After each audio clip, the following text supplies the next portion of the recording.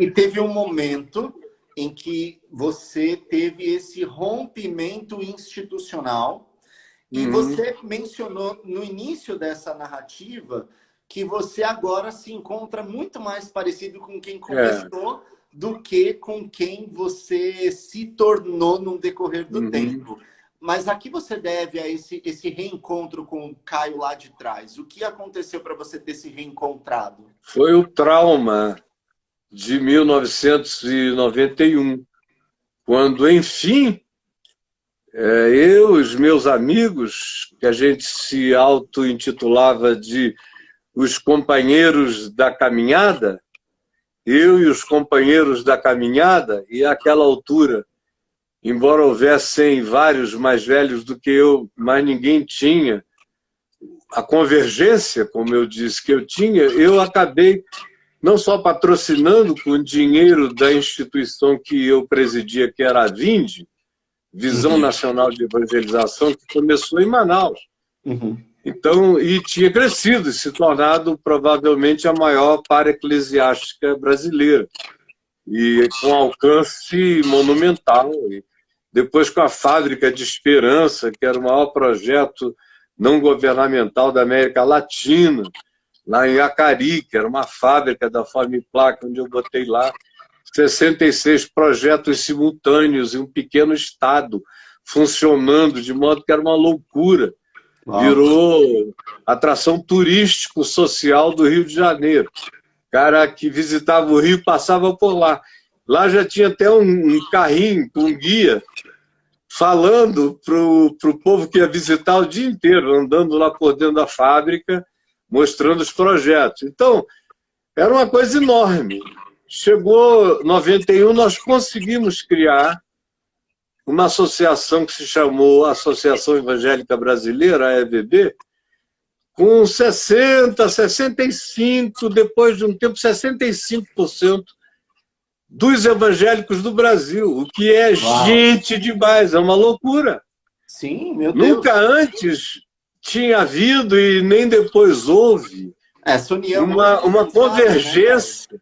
Né, essa união hoje é impensável, né, nos dias atuais. Não, é completamente impossível.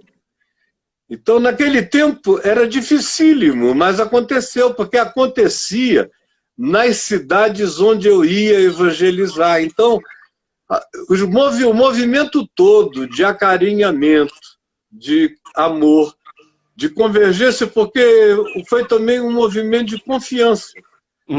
Daquele pessoal todo, de modo que você tinha a Igreja Presbiteriana do Brasil, em milhares de igrejas como instituições locais, também presbitérios, sínodos e o próprio Supremo Concílio da Igreja Presbiteriana, vinculando oficialmente a Igreja Presbiteriana até a Assembleia de Deus, do José Wellington, a mesma ainda. Só que naquele tempo ele era recém-chegado da presidência. E todos vieram, todos. Havia uma quantidade grande de pastores adventistas, por exemplo, e uma convergência de 65%. Batistas, congregacionais, metodistas, e anglicanos, e luteranos, e, enfim, episcopais, locais, gente de todas as matizes. E pastores, eram milhares e milhares de pastores. Então, a força que aquilo tinha era enorme, muito grande. Nós fomos o terceiro grupo a pedir o impeachment do presidente Collor. Foi a OAB, a Associação Brasileira de Imprensa e a Associação Evangélica Brasileira, antes da CNBB. Então, era um grupo que entrou e começou a participar da vida nacional, de maneira não partidarizada, mas a partir do olhar da ótica e da ética do Evangelho. Então, era um grupo muito forte e independente, não estava atrelado a ninguém, encabrestado por nada. Então, o que aconteceu é que, para que aquilo se mantivesse, eu me corrompi no meu coração. Porque aí você começa a almoçar com gangsters, que são bispos, que são pastores, que nas cruzadas eram só aqueles homens que chegavam à paz do Senhor, irmão, Deus te abençoe, amado. Mas agora, você presidindo uma associação que representa milhares de interesses, eles começaram a abrir as suas caixas de Pandora. Aí você vai vindo a podridão de todo lado. E aí, ou você quebra, ou então você se corrompe. A sua omissão, o seu silêncio são manifestações de aceitação, de leniência corrupta no coração. Você pode estar totalmente angustiado em relação àquilo, mas se o seu coração não se insurge como deveria, de natureza profética, conforme também sempre foi o meu chamado, de natureza sinceramente honesta e confrontacional, em amor, mas sempre manifesto. E naquele ambiente de política eclesiástica, isso não existe. Você fica entre Rodrigo Maia e Arthur Lira, não tem muita manobra para além daquilo ali, ou então... Não tem uma solução muito perfeita, né? Não, tudo estará errado. E você preside o erro. E se você preside o erro, que você enxerga, vê, conhece, sabe, o seu coração vai se corrompendo. Caio, pode concluir, por favor. E no meu caso, não tinha a ver com dinheiro, não teve a ver com nada, mas teve a ver com uma concessão de natureza, de luxúria pessoal, que o meu coração decidiu se abrir para aquilo, porque eu tinha vivido sem angústias nessa área durante 25 anos, sem nenhuma angústia. Aí, de repente, o banditismo coletivo começou a induzir-me a uma autoindulgência. E é sutil, é maligno, mas vai acontecendo. Aí quando você vê, você foi onde não deveria. Agora, eu também fui aonde eu não deveria, porque um ano antes eu disse ao meu filho, Davi, que trabalhava comigo, eu disse, olha, eu não aguento mais nada disso.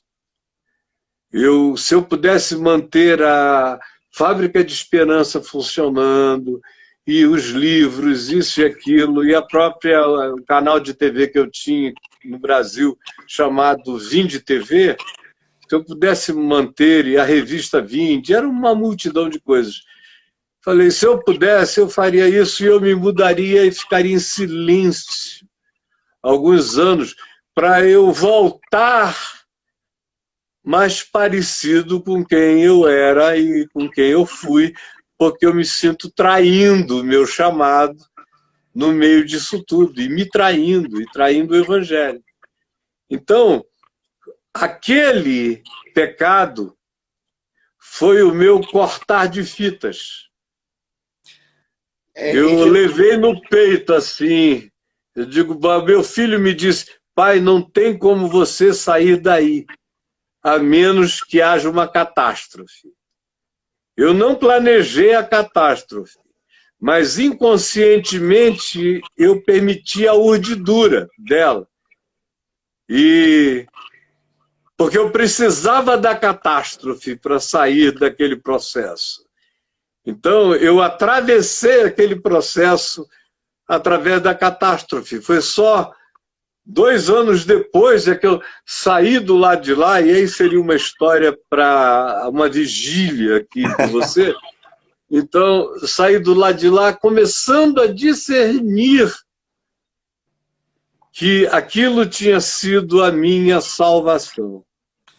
Aí você tem que ter uma liberdade espiritual enorme para começar a aprender Deus. Aprender Deus. E até você chegar a saber Deus em você. E que é uma viagem maravilhosa. E eu, quando era bem jovenzinho, comecei a aprender Deus em mim.